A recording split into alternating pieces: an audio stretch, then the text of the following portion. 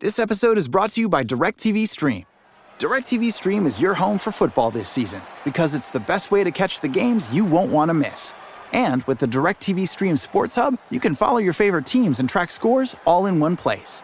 That means more ways to follow the biggest hits, drives, and wins this season. So many you may need your own touchdown dance. So get your sports together and get your TV together at DirecTV.com. Compatible device required. Content varies by package. Blue Wire. First pick in the 1991 NBA draft, the Charlotte Hornets select Larry Johnson from University. I'm not supposed to be here, man. A lot of people from where I'm from, don't make it.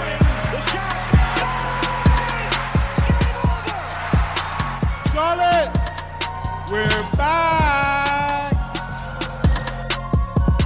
All right, welcome into another Buzz Beat podcast. This will be another preview of the 2023 NBA draft. Another prospects episode. I'm Brian. I will be once again joined by Lee today as we're going to go through 4 returning prospects that are going to be returning to college basketball for either their second or third season, or I guess in the case of one of the guys, a 5th season of college basketball. And really excited to get into these guys. I've really enjoyed going through some of these draft prospects with Lee so far this season. Hope you guys are as well. Again, please continue to give us feedback, prospects you'd like to see covered, sort of topics you'd like to see touched on. We know we're getting ahead of things a little bit. It's not really draft season, but never too early to start. And so, yeah, we're going to just keep rolling with these things. We will say the next draft pod that comes after this one, we're excited. It's not totally hashed all the way out yet, but we do think we're going to have Richie join us on that one for the production aspect. We're hoping to do a video podcast on Scoot Henderson, one of the 1A, 1B, one of the top 2 prospects for the draft, who's heading into his second season with G League Ignite. So very excited for that coming up. So keep an eye on that. But before we get to the prospects today, before we get to Scoot Henderson, Lee, coming from a new undisclosed location here in Raleigh, probably not too far from where I'm situated, actually. But how are you doing, my man? How are things? I'm good, man. Yeah, I'm hoping that this new proximity is gonna maybe help our connection, help our chemistry a little bit. Yeah, exactly. Hey, you might even have an in person at one of these days. I mean, why not? Yeah, exactly. But yeah, look, it's always draft season on the Buzz Beat Beat pod, and I am also excited that we are getting into obviously returners so far, and we'll start with Scoot at some point next week. We'll probably at some point do Victor as well, I would think. We'll have to do Wembanyama at some point as well, who's a guy that I have seen probably play I would say a handful of games, granted some in FIBA U19, but excited to get to that. Well, I'm glad you're doing well, and I don't know when this podcast will release, but at the time of this recording, we did put up another pod that came out earlier this week that I recorded with Spencer, Percy, and of course Richie. That one was previewing the schedule for the Charlotte Hornets the day after the schedule drop from the NBA for the upcoming season. And we also did sort of like an expansion team type protection draft for 8 players on the Hornets roster. Would also like to wish a belated happy birthday to LaMelo Ball. Yeah. So anyways, with that in mind, let's jump right on in, and we're going to start with a guy that is returning for his second season. Had a nice freshman year playing for Pepperdine. That would be one Maxwell Lewis, Max Lewis in the eyes of some. And I would even say in recent weeks, he sort of created a bit of a buzz because Pepperdine went on their once every 4-year international trip that various men's and women's college programs are allowed to do to get some scrimmages in, get some exhibition games in, get some extra practice in, and some travel. And Lewis played quite well, or at least put up some highlights in those games. There was one dunk I saw him throw down that was absolutely nasty, but 6'7", 195 pounds, definitely a little skinny, but long, rangy wing, good frame, and the kind of frame where it looks like it's projectable. He should be able to add weight, he'll fill out, and again with the length, with the explosion, the functional athleticism is someone that I do think projects well physically to the next level, assuming he's able to add again a little bit more power. Let's start here now that we touched on the athleticism very, very briefly. And Lee, feel free at any point in time to comment and chime in here. But I would just I'll start off with what I think is sort of the most intriguing part of Lewis's game is like the off dribble creation and the handle for Lewis at that size. The handle needs to tighten up.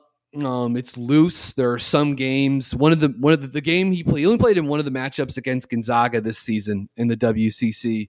But you could tell some of the smaller guys from Gonzaga were able to kind of get inside his jersey and bother him. And once he loses that inside leverage, he can be a bit of a turnover machine at times this past season. So that is something to monitor. 22.3% turnover rate. Not all of that is like getting ripped or whatever, but that is something to monitor. I do think that the handle is not quite as functional as maybe you'd like for it to be. However, he will try some absolutely wild stuff with the basketball in terms of shot creation. Come off the bench and on the first touch, step back 3-point attempt. He's not shy. He's not shy. Definitely not shy. And there's some legitimate space creation within those step back maneuvers, the crossover combo moves. You'll even see him try wild stuff like a behind the back gather, going downhill into a runner, coming out of isolation, attacking closeout or out of pick and roll. I don't know if I totally buy into it at this moment, but I would say it's maybe not a bad thing to bet on because he does some pretty intriguing, creative, patient stuff. Come off a pin down, isolate, ball fake, get into a step back game, create space, and take a jump shot. He can make guys miss with multiple fakes, handle maneuvers, and all package it into one quick touch possession. So there are times where I do think he gets a little sticky with the basketball. He'll put his head down over dribble. He'll put himself in a bad spot. He'll miss easy passes and then force a challenging pass for a turnover. So the process is not always great. And it will also result in him taking some just wild off dribble 3-point attempts. It is kind of funny at times to monitor if you can, if the Pepperdine bench is in the shot when Lewis is kind of getting into his one-on-one or pick and roll 3-point attempts, and it's early in the shot clock or it's in transition or whatever. It's just funny to kind of monitor the Pepperdine coaching staff because, well, I think they are encouraging of him, and certainly this is a guy that put up a usage rate of almost 30% this past season. So they weren't asking him to be shy, but there are times where you can just see them, if they have hair still, kind of tugging at it a little bit, maybe pulling it out. So, to that point, BG, like 3 of their best 6 players were freshmen. So yeah. I think that was just kind of the growing pains altogether with this Pepperdine team, but talented, like young and talented. I mean, they're going to be a team to watch in the WCC next season, in part because of Lewis, in part because of Houston Millett, who is one of the best shooters in the country, one of the best shooting prospects for next season's draft. That's also on that Pepperdine roster. And Mike Mitchell, I think, is the name of the point guard, who is also was mistake prone this past season, but definitely has some talent. But with Lewis and Millett, they've got 2 of the best prospects returning in the country on that Pepperdine team, coached by none other than Lorenzo Romar. As far as the shot goes, last thing that I'll mention in here, then Lee, I'll let you take over. But high release point, has some nice touch on the shot, and the versatility is pretty legit. Shoots it from a bunch of different levels, can create for his own shot out of isolation, out of post-ups, play make in the mid-post. Is a guy that can really come off pin downs and make plays coming off down screens. That's something I'd like to touch on a little bit more before we finish up on Lewis. So I like the shot, and I see kind of the creation upside with with that 6'7" frame and the long arms. So I'm intrigued by Lewis, the athleticism, the ranginess, and betting on that shot creation and the shot itself. And this is a guy that I think could sneak into, or maybe not quite there yet, but could sneak in his way into becoming a first-round prospect sooner rather than later. So before we sort of talk about defense and some other aspects, Lee, why don't you get in here on Maxwell Lewis? Yeah, well, I'm glad we started off with him because I do feel like, at least from my perspective, I feel like he has the most volatile outcome potentially of all four of these prospects. Like, you could convince me, like, you could pretty easily convince me that Maxwell Lewis needs to come back for his junior year. You could also probably convince me that Maxwell Lewis becomes like a top 30 pick. And I think anytime you're dealing with this, like the physical profile, like you said, he's 6'7", like lengthy wing with guard skills that shot the ball pretty efficiently. His season was cut short a little bit. I think he played 21 games in his freshman year, but he shot 36% from three on 4 attempts a game, like pretty decent volume. It wasn't like he was just a shoot it here or there guy. Like you mentioned, when he got in, he was raring to go to score the basketball. He was an 80% free throw shooter too. So like he just has a pretty mature, like you said, kind of a elongated high release jump shot with great arc, with great touch. So anytime you're dealing with a 6'7" efficient jump shooter that also, like, when he gets out into the open court, obviously he's 6'7" and lengthy, so that helps, but he throws down. I mean, this dude, will windmill in the open floor. He can be pretty disruptive in the passing lanes at times when he's like gambling intelligently. So when you mix like the length, the athleticism, the height, and the shooting, like just with that, you're already talking about a guy who has to at least be in the conversation as like an NBA prospect.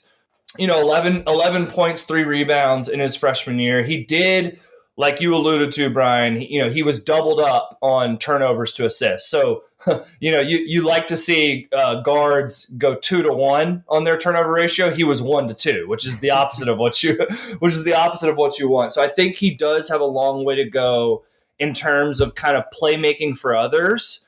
Obviously, you mentioned his weight. He's definitely on the light side. And there's just a lot of uncertainty around him. I mean, we basically saw him for a little over half of a freshman year.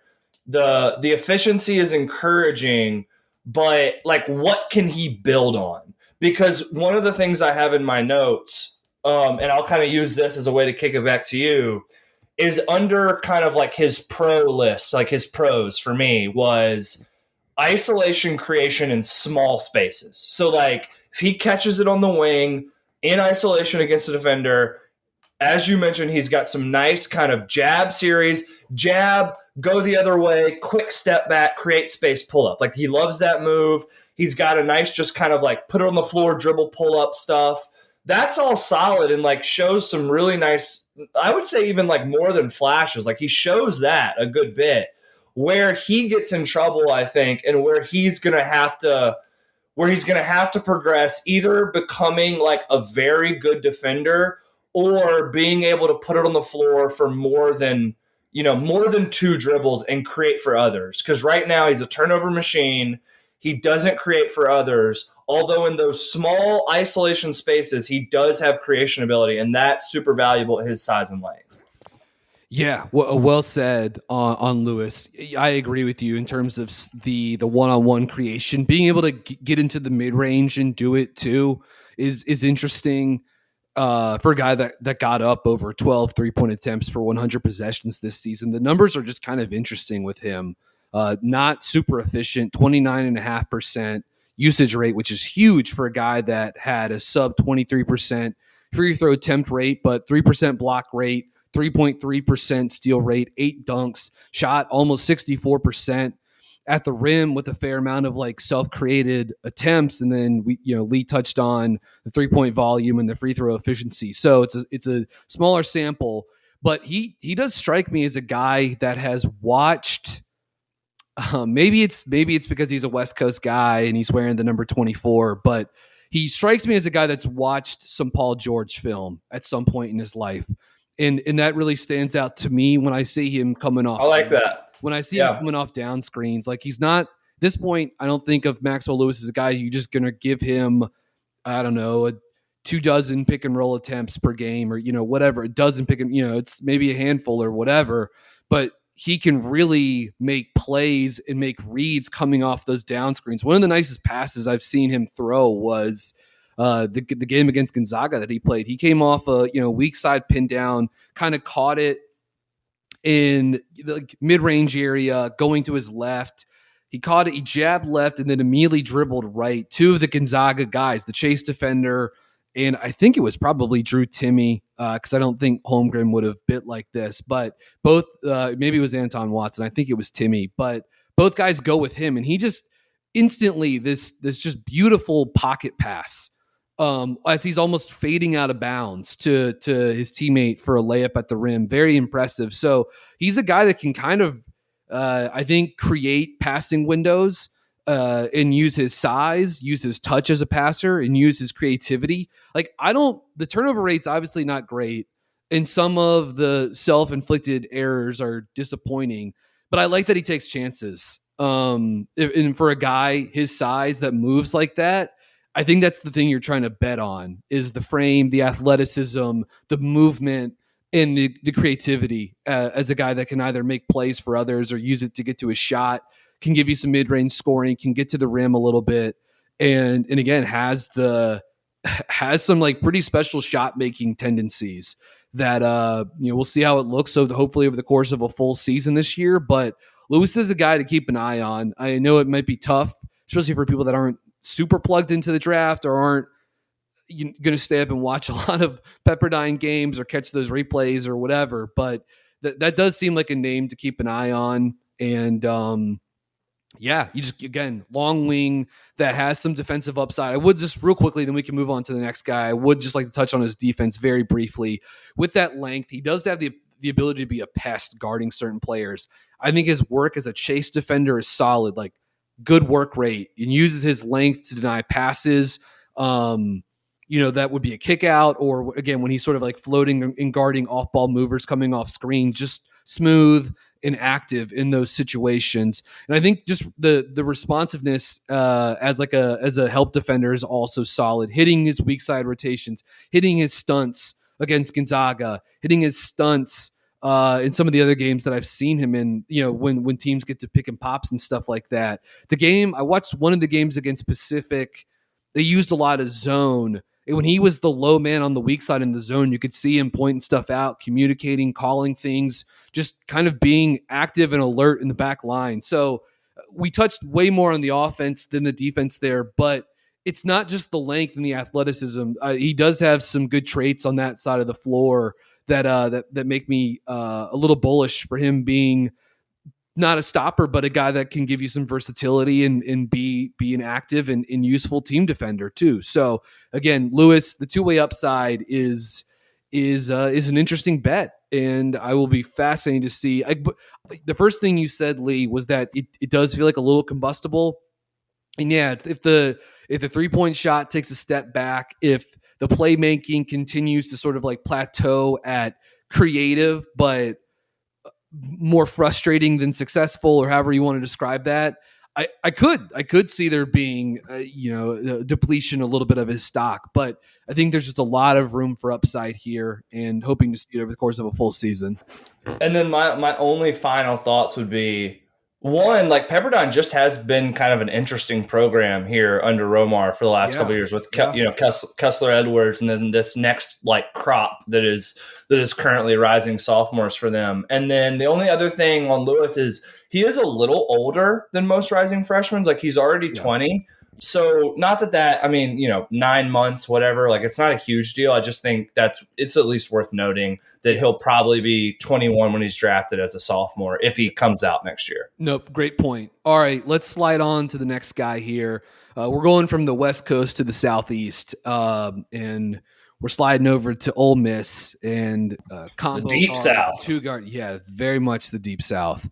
Oxford, Mississippi, the Grove, you guys. But yeah, Matthew Murrell, 6'4", 200 pound, 2-guard. Maybe you could label him a combo, but given how much he functioned as sort of an off-ball mover, he ran plenty of pick and roll this past season as well with Jarkel Joyner, and I'm blanking on Ruffin, I think is the name of the other guard who's that got hurt. Yeah, got hurt. But Ty Fagan, Luis Rodriguez are two other guys that played with the ball a little bit too. But certainly Jarkel Joyner, who's transferred up to NC State, is a neighbor of you and I now, Lee. And he's a blur in the open floor too. Yeah, we'll be playing with Terquavion Smith, who we touched on. Well, the first college prospects pod that we did a couple of weeks ago. But Murrell, let's start as we like to with the athletic traits, the body type. In my eyes, explosive, quick leaper, even off of a live dribble.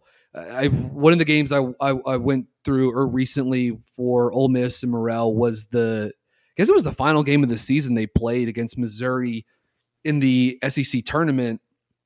And he had one of the nastiest half-court dunks I think I've seen just kind of the last couple of months going back through tape of this past season, where he got by his guy, just dusted his guy off the dribble. It was either one-on-one, pick and roll, whatever it was. He turned the corner, he got downhill, and he did it so quickly that on the back line for Missouri he's now at Arkansas, but at the time it was Trevin Brazil, one of the best help defenders, weak side rim protectors in the country, and is another guy that is a legit prospect for the 2023 draft, a guy that I think's really picked up steam. But Murrell just beats him to the rim, even though Brazil's the guy that's 6'10", 6'11". He's in good position. He's a pretty quick processor on the back line, but Murrell just got from the three-point arc to the rim in an instant. And he can jump too. He's an above the rim finisher, especially if he has a little bit of a runway, but it doesn't have to be in transition. Like, he can get it done in the half court. He really can heat up the rim at times. But my favorite part of Murrell's offense, and not to sort of, we just kind of went over some of this stuff with Lewis, but is his work as an off-ball mover on offense. I love him as a cutter. If defenders top lock or overplay on the denials when he's moving without the basketball, he's going to cut back door. It's the constant movement. It's not just the design screen usage, of which Ole Miss had a lot of that in their offense, but there's a lot of random cuts. There's relocations. And again, he can just puncture a defense when they kind of forget about him or overplay on him without a play being designed for him. And so I really like his ability to just move without the basketball, either design looks or, again, sort of just in the flow of a possession or late clock when things are starting to tighten up and he's willing to cut diagonally or vertically or relocate and play make off of that. Pretty impressive. Quick release with the jumper. Doesn't need much time or space to get it off. And so I'm very impressed with his ability to get his feet set, get squared to the rim, and get off what I think is a rather aesthetically pleasing jump shot, big time 3-point range, coming off screens, down screens, pin downs, flares. Again, Ole Miss drew up a lot of stuff for him, and he had a big shooting jump this past season. His freshman year, 2 years ago, he shot under 30% from 3-point line. He shot under 34% on twos. He shot under 56% from the free throw line. Well, as a sophomore, 75% from the line, 39% from downtown, with almost 92% of his 3-point makes being assisted, and shot 47.5% on twos, including plenty of unassisted finishes at the rim and unassisted finishes in the mid-range. 9 dunks on the season, not a ton, but again, the ones he had were pretty special at times, and not just sort of like, cheapies in the open court. For my money, though, one of the best movement shooters in the country, advanced screen usage, lethal coming off pin downs. If the chase defender isn't locked in, Murrell's movement, off-ball screen usage, he's just taking that guy out of the action. He's going to get open, and he just creates open looks time after time in these tight pockets of space. when, it seems like Ole Miss is sort of just kind of running through the motions of half-court offense, and then all of a sudden, bang, he's flying off of a staggered screen or a pin down. Beautiful 1-2 shot prep, footwork coming off those down screens, and really just explodes off the catch, gets off the floor, able to shoot over contest. You see even taller guys close out on him with decent timing. But again, because of his pop coming off the floor, because of his screen usage, he's kind of able to just shoot over guys, even against pretty good length. And that quick release doesn't hurt. But he's not just a shooter coming off those down screens. He'll look to pass. He'll look to get downhill. He'll curl and attack. He'll shot fake and drive, shot fake and pro hop. He loves using that little pro hop to get to the rim. And he'll also come off of one of those down screens and isolate and look to get to his mid-range game where he can hit pull-ups, he can hit a step back, or he can, again, try to pressure the rim and get downhill a little bit. So that versatility with him as an off-ball scorer, an off-ball mover, a guy that doesn't need a lot of time with the basketball to be pretty dangerous and set up other guys, I think is pretty special. So, Lee, I'll flip it over to you. What are your thoughts on the rising junior guard from the SEC?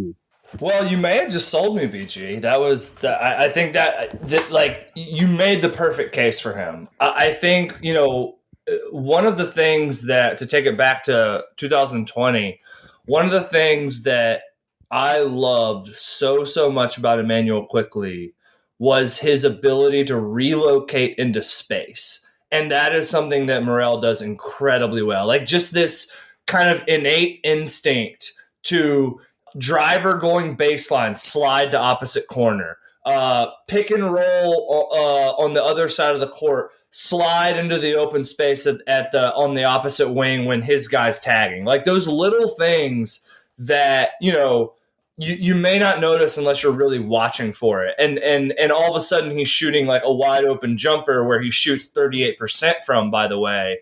And there's a little bit more behind the scenes going on there to how he is kind of manufacturing those wide open jump shots. He is a fantastic shooter. You said it perfectly, so I'll repeat it. An aesthetically pleasing jump shot. Like it's just a pretty looking shot. He's also got like you mentioned the footwork. He's got really nice kind of like jab step footwork too. Pump fake, one two dribble pull up, like rise up, knock it in. Love all that stuff. In the notes I was taking, I just kind of like described him as this kind of mature, poised, never forces anything, gets things in the flow of the offense. A fantastic like down screen pin down reader that you mentioned. And those are all like cerebral, instinctual things for a basketball player to understand when you need to curl when a defender's trailing you, to understand when you need to fade when the defender's trying to cheat over the top. Like reading those screens and popping or curling at the correct times is like the little tiny split second things that is the difference between an open shot and a contested shot. And he does really good stuff at that. Nice off ball mover. Again, like the intelligence. I think what will be interesting for him next year, obviously, like I wonder if, and you mentioned him as being kind of like a spot pick and roll player. I wonder if he'll be a little more involved now, as like a little bit of a higher, and like you wouldn't want him necessarily to become like a super high usage guy because of all those good qualities we just described on why he's so effective off the ball. But I do think if we're talking about NBA projection, I do think at some point you do want to see him become a little bit more effective as like an on-the-ball guy at times as well, which again, to like allude to Emmanuel Quickley, like I always thought he had some uncovered like on-ball playmaking, which he's shown now, after 2 years in the NBA. So I think he'll need a little bit of that because he's not undersized, but he's not massive either. We're talking like a 6'4" kind of combo two guard. And so he may be more featured this year. Like some of those, you mentioned Joyner at NC State. Obviously, the other guard will be coming back from injury. So that'll be interesting too. High volume and shot 153s on the year. Just a fantastic shooter. I think for me, the concerns are, can he do enough on the ball in a pinch as like a secondary or tertiary creator? Can he hold up defensively and can he create for others? You've seen some of these you've seen some of these archetypes. I'd almost compare him. He's probably a better athlete than this guy, but like Tyshawn Alexander from Creighton a couple of years ago, like kind of cut out of that mold. And those guys are like, and I don't think we're advertising him as anything more than this, but like kind of a top 60 fringe guy, like floating around. But if all of a sudden he's in a more featured role this year and shows a little bit more on the ball, you might start talking about him as a top 50, 45 type guy. So that's kind of where I see him. Yeah, I like the Alexander comp. One of those best case scenarios is it like Courtney Lee type? You know what I mean? Totally. You were sort of in that the undersized combo 2-guard, but going to need to show you to be able to actually, be a guy that the teams would use as like an off-ball mover in the NBA. You've got to give other stuff for that to actually be like playable and scalable or whatever. But again, the awareness is good. Like he's just a heads-up player, makes nice passes in transition or in scramble situations, or when he's asked to flash the nail against the zone defense, he just makes the right plays consistently. I don't think he like needs a ball screen to get around guys. Like he can beat guys off the dribble, even if that's sort of not his primary mode of usage.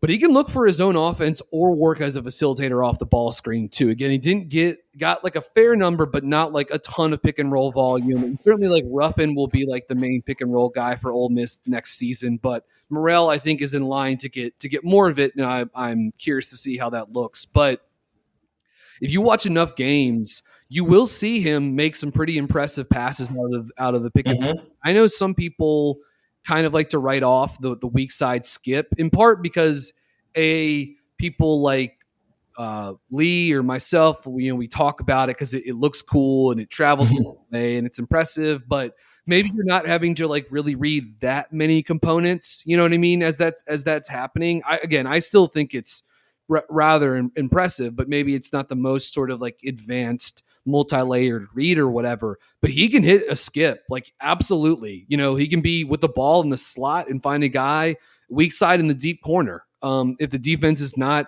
like where it needs to be, rotating on the backside, or if they're a little loose on the backside, if those connections aren't there, if that's not crisp, like he'll pick out guys and put it on the money as a passer. The flashes with the pick and roll passing, I think, were pretty impressive this year. Lee, you brought up the size. It's a little bit of a concern. He's listed at 6'4", so he's probably 6'2.5", 6'3", whatever.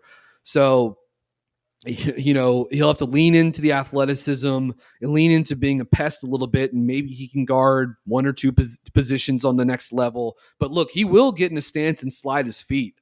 And I do think he's strong in his upper body, and he does move laterally. So there's some chance for him to be a guy that can give you some punch at the point of attack. And that's the other path for him, right? Like if some of the other stuff doesn't come along, it's become a great point of attack defender. I think I think he's there as a team defender and a guy that rotates. He's very active. There was one of the games I was watching the other day where he broke up a lob. Kept crashing. It was a pick and roll lob play, and he came out of the corner, and I think he got whistled for a foul. But it was one of those like very impressive and just sort of very in terms of court awareness and having the athleticism to actually like react to that. I thought was rather impressive. So I kind of like where he is as a backside helper, but the lack of size is a bit of a limiting factor in all of these departments, save for maybe the point of attack, assuming the strength is able to translate. But I don't think he's like, he's not skinny nor is he weak. I think at times the strength shows up, but at the end of the day, 200 pounds is 200 pounds. So I think I'm finished with Murrell. Are you ready to move on to another Matthew, or do you, anything else you'd like to add in here? No, yeah. Let's keep the Matthew trend going. A player that most any even casual college basketball fans should be familiar with because it is his fifth year in the NCAA, a former national champion, Matthew Meyer, fifth year. I'm assuming grad transfer. I'm assuming he graduated probably maybe twice at Baylor at this point. He was there for a while, man. Yeah, he'll be in Champaign at Illinois this season. 6'9", 225 pounds. Was had his most involved role this season at Baylor. Averaged 10 points a game, 5 rebounds a game, and an assist, and a steal, and nearly a block. So kind of was one of those guys that, at his size, with his skill, contributed in a ton of different ways. His shooting splits this year were 40, 70, 32, but it was like by far his biggest volume shooting year in his 4 years at Baylor. It's weird because, it seems like he's been around forever because, his first 3 years in Baylor, it was a more limited role, but like he played as a freshman. So, it feels like he's been around. Big wing with size, with awesome guard skills. Like Meyer will break you down. At 6'9", he'll kind of get the hips down, get the shoulders down, hit you with a couple crossover combinations, try and get to the rim. He's like a unafraid, unapologetic kind of like offensive spark plug, and a creative, like a creative player, a creative scorer. Obviously, he's been in a incredibly winning program at Baylor under Scott Drew, capped off by the title 2 years ago, and will, theoretically, conceivably kind of be in maybe a little bit of like a playmaking role at Illinois, potentially, with more usage and less of a supporting cast member like he was specifically to Davion Mitchell and Jared Butler, obviously, for multiple years at Baylor. I think, before kicking it over to you, Brian, I think what I'm concerned about with Meyer is kind of this overall like development arc. Like I mentioned, as he was like, he was on the scene as a freshman. Like he wasn't in a massive role, but he was in the rotation as a freshman and showed these like playmaking flashes that he still has. And I kind of felt like in his 4 years at Baylor that he didn't quite improve as rapidly as I thought he might initially, if that makes sense. Now, he did become more efficient in his sophomore and junior year in a supporting role, again, with NBA guards on his team. So like he shot upper 30s from three in his sophomore and junior year, and then he dipped back down again as a senior at 32%. Again, albeit on higher volume. So I think that's like a very fair caveat. His biggest jump production-wise came between his sophomore and junior year, where he went from like being just a kind of 12-minute-a-game guy, 5 points, a couple rebounds, to being like truly solidified in the rotation, and still coming off the bench, but providing a bit more scoring. So I've just kind of always been a little bit, I guess, frustrated in a way that he didn't ever like fully pop. Like he always like slightly improved. I think he just never had this big coming out year where he like improved 15% and just completely became a prospect. That may happen this year. I'm not saying it won't. I just, and I know that's a little more like meta and a little more like big picture. It's just something that's always bothered me with him a little bit. That being said, I think he's a very real prospect. I'm fascinated to see what he does at Illinois in a different system, in a different location, because sometimes that's all you need is just a different situation to truly like become the full version of yourself. So we'll see if that happens. Go ahead, BG. Yeah, I mean, that Illinois team is, I think, going to be pretty fascinating to watch. The backcourt has turned over. Obviously, we saw Andre Corbello left.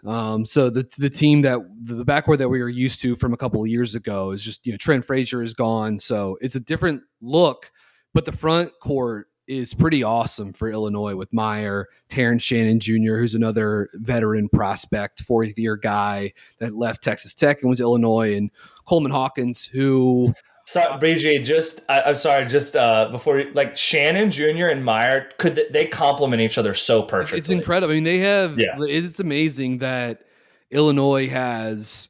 along with Coleman Hawkins, who's a fringy, he needs to get stronger, but is sort of like a prospect at the 4-5 for them. But they've added these two veteran wing forwards, NBA-sized wings that have been a part of two, roughhouse Big 12 programs, combined 8 years of college basketball experience. So those were two huge gets. NIL was a big boon for Brad Underwood in Illinois this season. But yeah, as far as Meyer goes, like the development arc, you brought it up. It's interesting. I mean, who knows? Maybe it would have been fascinating to have seen him at Baylor this past year, if not for the arrival of Jeremy Sohan and Kendall Brown, who then came in to being the two big playmaking wings. And Akinjo, yeah. Akinjo, who just too much with him with the basketball this past year for my liking, at least. And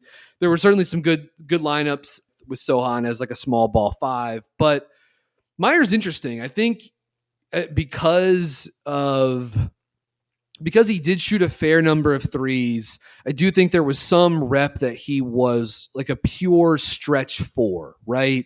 And even in our neck of the woods here in ACC country, as UNC was going after him this past year, is sort of thinking he might be the de facto Brady Manick replacement. There was a lot of buzz kind of around the triangle and Tobacco Road.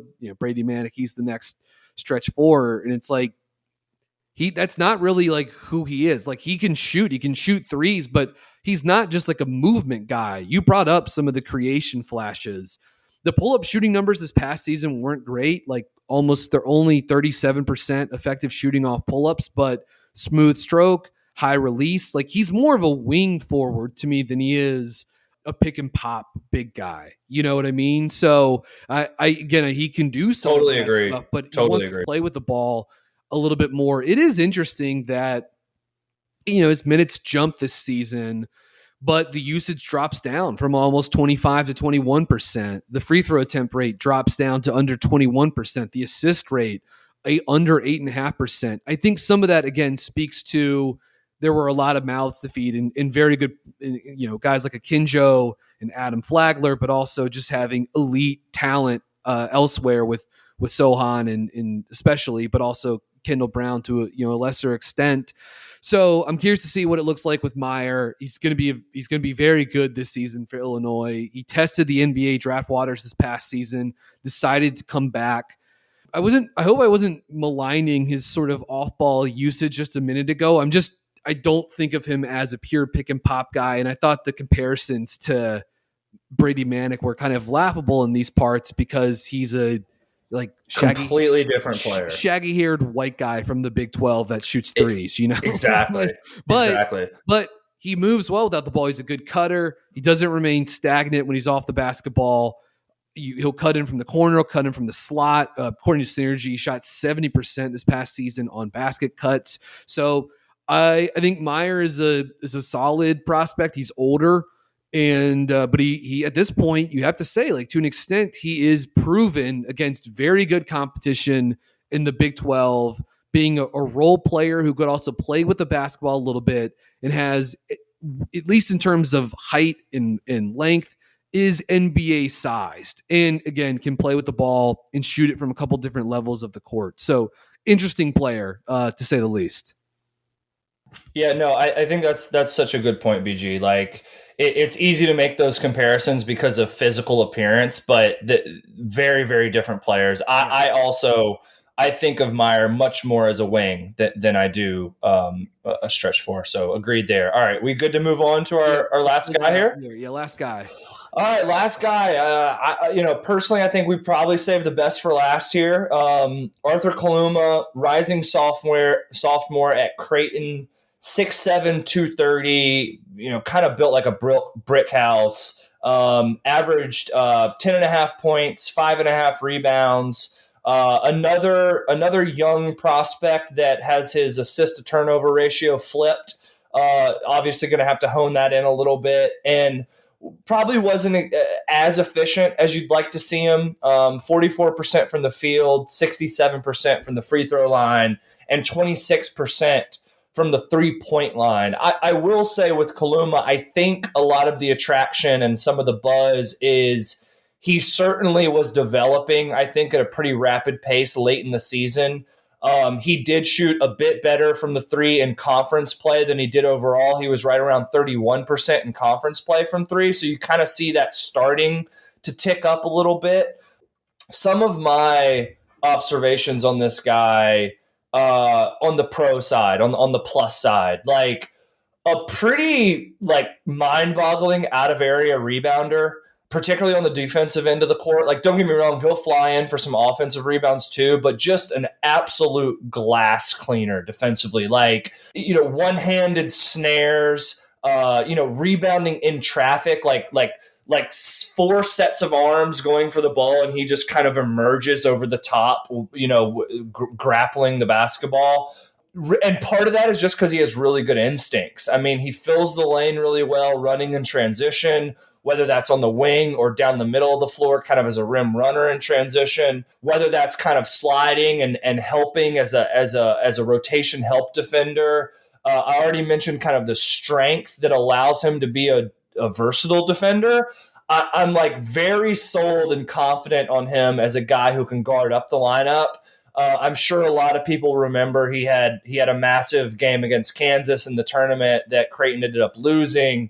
That game, it is indicative of what his like high-end outcome could be. I don't think it's necessarily the best game to watch to come away with like a full opinion of Kaluma because he just shot the hell out of the ball. But one thing that I think is a fair takeaway from that game is he guarded McCormick for a lot of that game and held up pretty well, And so like his strength, his versatility, his ability to get vertical around the rim, like I think that's all pretty real. I do still have a little bit, like I think he can eventually be a guy who can switch and slide a little bit and not just get completely torched against guards and wings. I think I'm less sold on that at least this far into the process than I am on his ability to guard up against a guy like McCormick.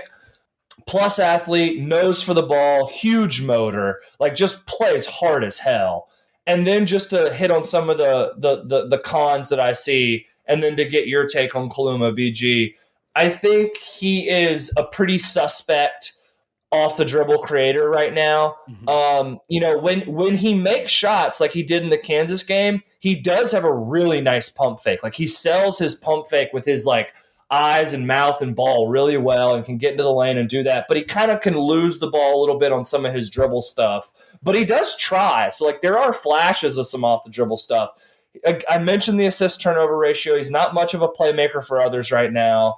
And he's just it's hard to explain because like he does have flashes of know-how off the bounce, but it also looks like really awkward at times too. And then I think the other big question mark is just the shooting. Like it improved towards the end of the year, but look, he still shot 26% from the three on the year. So like that's an outstanding question, and we'll see what happens in his sophomore year. Take it away, BG.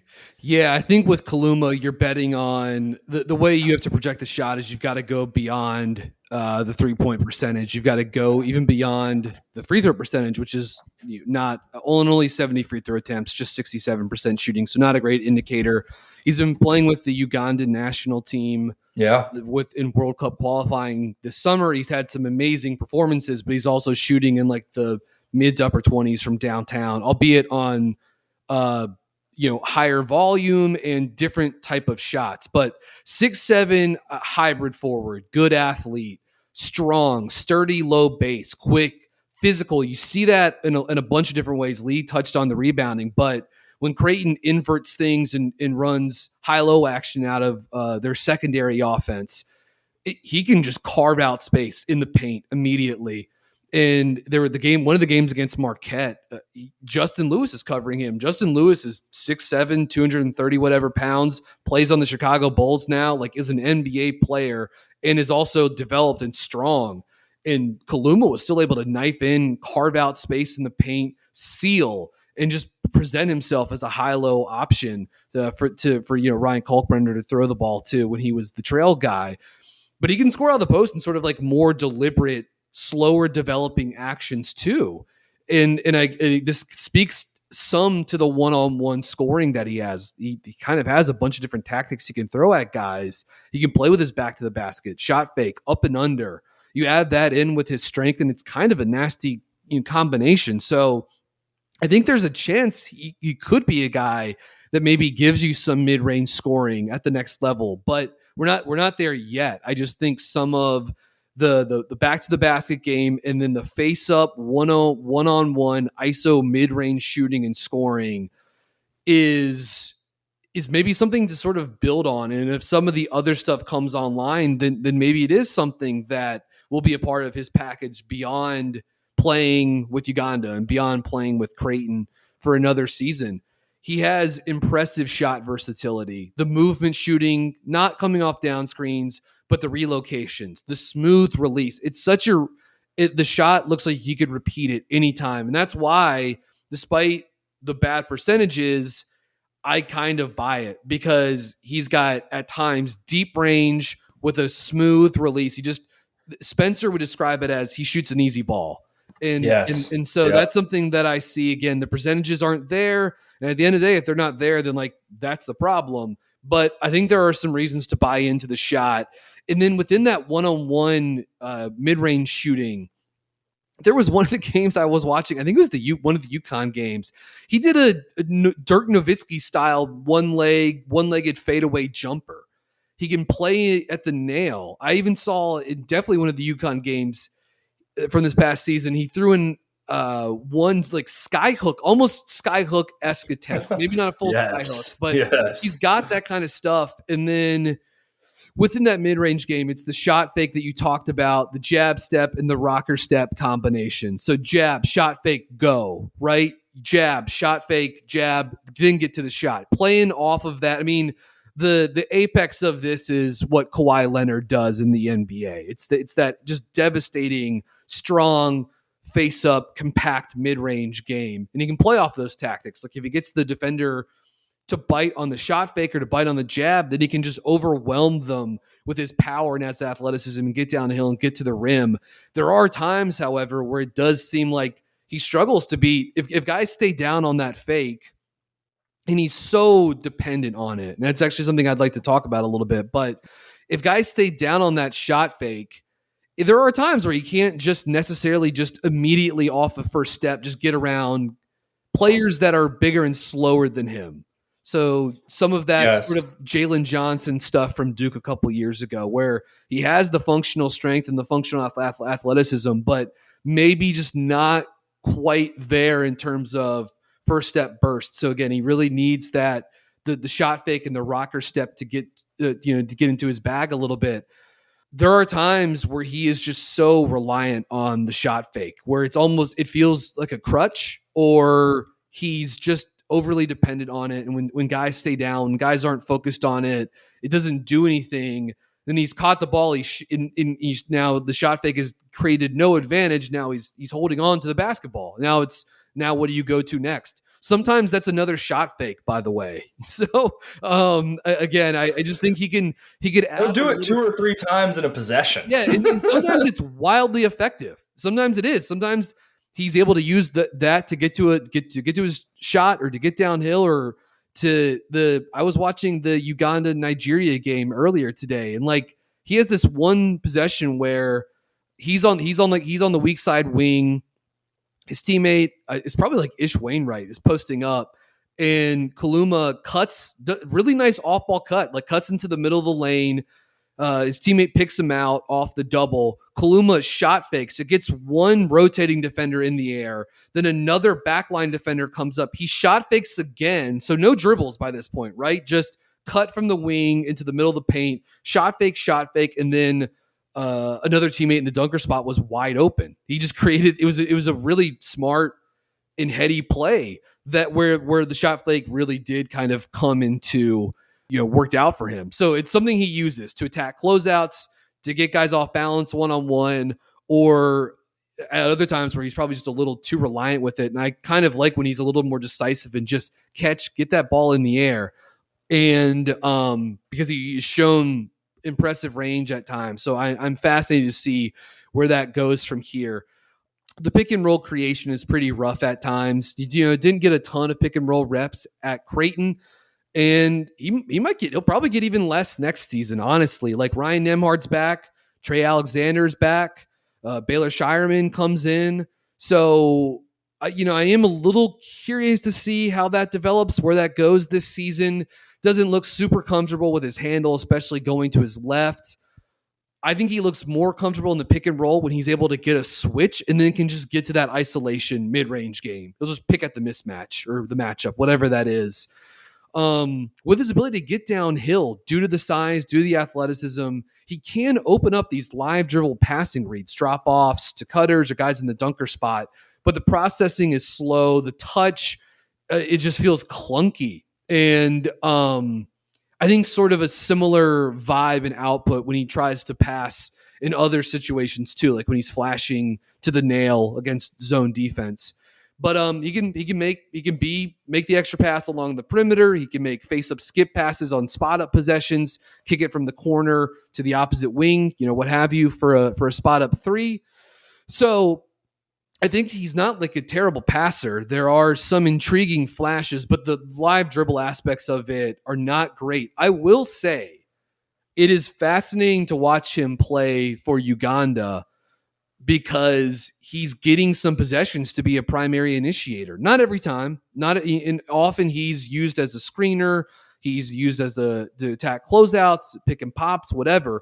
But he is getting to play with the ball a little bit. And I'm glad he's getting those pick and roll reps because I don't know how much it's going to come this season at Creighton. I'll be curious to see how Doug McDermott decides to feature him. He's at the least, he's aggressive in those situations, even if it's not always perfect. And he does show the ability to at times turn the corner, collapse defenses, and either finish or kick out. So I think the reps with the Ugandan national team are pretty important, and he's had some explosive scoring performances for them. Defensively, all I'll say is I don't like him as an off-ball defender. I think he has issues chasing guys around screens. Like the screen nav is just not fluid. It doesn't really seem to be there quite yet. So is there a lateral movement issue? I need to see more of that. When he's off ball, too heavy on the top side, guys can back cut him for layups. There have been two other things that I think I've picked up on a little bit. But the scoring from multiple levels of the court with that size, with that power, with that versatility, being able to play a couple of different spots, being able to rebound, being able to perhaps guard a few spots is certainly intriguing. Kaluma, one of the best returning players in the country, hands down. Yeah, no question. I think the roster construction, like you mentioned, will be interesting this year for Creighton and kind of how those how that all gets divvied up. Like I think his efficiency is going to go up, right? It's just going to be, I don't think he's going to get a ton of reps to create out of ball screens. He's going to play a lot and get usage and score a lot because he's good. And that's an offense that puts up points, and he's going to get to play around with a lot of excellent ball handlers, passers, and shooting in a 5-man in Kalkbrenner that has gravity as a diver, that can post up, that can pass from the post, and has not shown the ability to pick and pop yet, but tried it a little bit this past season. So I just think Kaluma's I think he's in a very good situation to just be a monster attacking closeouts, cutting, playing in transition. I think his efficiency is going to jump way up. But I'm not sure he's going to get some of those on-ball reps that maybe you might like to see from him, at least just to see what he can do, even if it's not actually in his bag, No, that's exactly right. And I agree with you on some of the screen nav stuff and some of the clunkiness that he can, that can crop up at times with him. I think the shooting, the defensive versatility, and not just being kind of like a 4 and 5 type defender. He's going to have to show some of that. Yeah. But with his other qualities, like I do think if he has a good year, he'll probably be in the first round discussion at the very least. I think definitely. I think the size and the athleticism are exactly just at a spot where I think you and I have a decent understanding of how a lot of NBA scouts function, right? Or how front offices function, and they're going to see that. And it's just going to cause him to be coveted as a prospect. I will say you brought up his defense against McCormick in that Kansas game. The game that I watched, Uganda versus Nigeria, he guarded a lot of Chimezi Metu, who plays, I believe, for the Kings in the NBA, but is a 6'10", 225, 230. Yeah, and big fella. Metu was awesome in this game and sort of got the better of Kaluma at times, but it's still good. Kaluma got reps against a 25-year-old NBA power forward center, and I think there's some value in that. Totally. Well, that wraps up our group from today. We will be, as we said, releasing a Scoot Henderson deep dive, kind of solo prospect pod at some point over the next 5 to 10 days. So keep a lookout for that. If you have not yet, look to subscribe to BuzzBeat Plus, because you will get episodes that never make it to the public feed. You will get episodes earlier than the public feed, and all sorts of other kind of cool features. So we appreciate everyone that listens, whether you're on BuzzBeat Plus or not, but take a look and see if it might be something that is worth your while. As always, thank you to everyone and all of our audience. Go Hornets. We'll see you next time.